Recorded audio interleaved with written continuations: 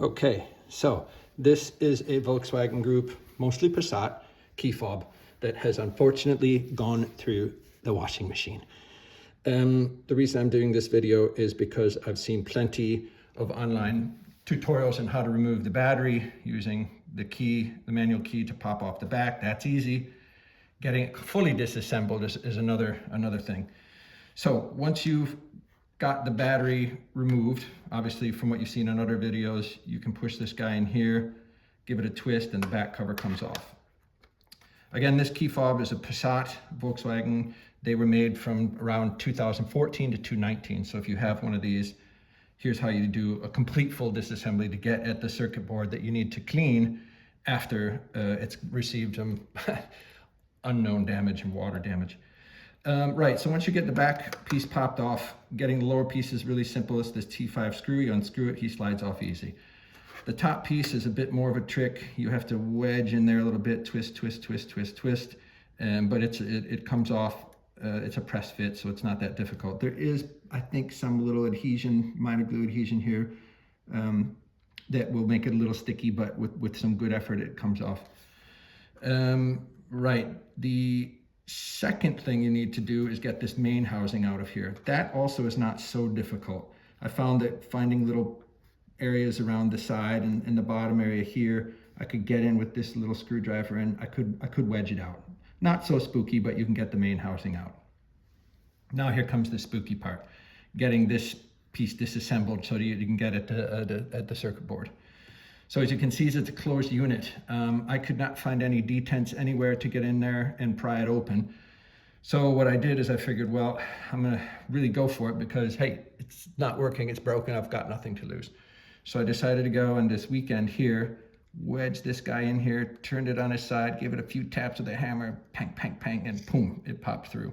So you can do that, it will work. It's a little scary, but again, you got nothing to lose probably at this point.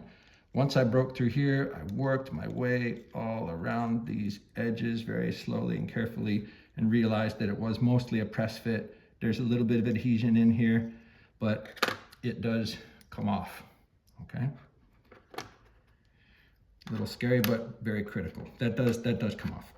So once you have it to this point, it's easy to get the chip out. It's just laying in there really. You could either rotate it out or just give it a little nice bit of effort. It's just really lightly in there. So now you've got it fully disassembled. Tip, keep these buttons in place. Otherwise they go scattering everywhere and it makes it easy for reassembly. So once you've got him out, there's a couple methods I found online. One is to clean it with a Q-tip or a toothbrush with isopropyl alcohol. I didn't have any of that, so I used ethanol. If that isn't getting it clean enough, I actually I filled up the glass a little bit with the isopropyl or ethanol, and I did a 10-minute bath. So I actually put the whole chip into the glass for about 10 minutes and then brought it out lightly with a toothbrush, sort of got away some of the residue that I could see. And then I put it on a paper towel and let it dry for 24 hours. So that's where he's at right now. Okay, now we're gonna try and reassemble it and see if it works. Okay, key signs that it's not working is when you replace the battery, you'll see that the LED blinks, blinks, blinks for about 60 seconds. Yeah, that means that either these button connections on the back side are a bit corroded from detergent or whatever, so that's why I've cleaned them thoroughly, or the radio signal is not being transmitted. So I'm not sure where he's at right now, but he's fully clean, so I'm going to reassemble it just to show the whole process. So this guy goes back in there, as he should. This piece goes back on. It's mostly a press fit. Snap, snap. So he's good. Buttons are all in place. This guy goes back in. That's also a press or snap fit.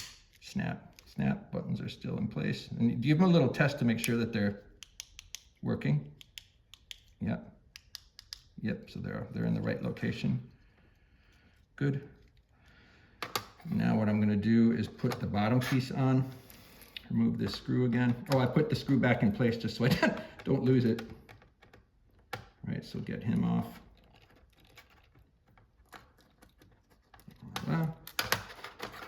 this guy back on. Good. Screw goes back in. Ever so lovingly. T5. Wait. Rotates it back in.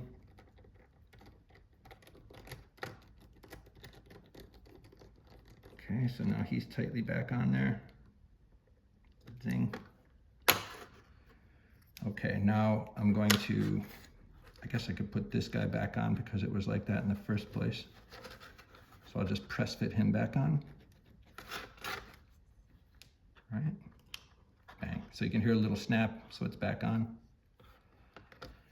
Battery back in, new battery. Oh, bad news already. You can see that it's just blinking.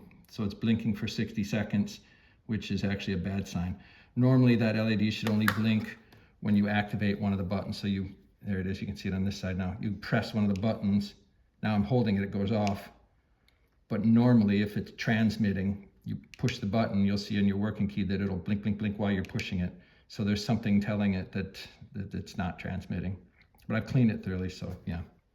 I got a bad feeling this isn't gonna work. According to the research I did online, this whole cleaning process is 50-50, so there you go. And then snap fit him back on. Click, key goes back in. Now I'm fully back reassembled. But as you can see, my LED is still blinking, so my problem actually is not solved, unfortunately. I'm gonna try it out on the vehicle just to see if this doesn't work. I may purchase a used key and reprogram it to the vehicle. There's plenty of tutorials on how to show how to do that. Yeah, wish me luck. Thanks. That's anyway how to disassemble and reassemble this key fob completely to get to the circuit board. Good luck.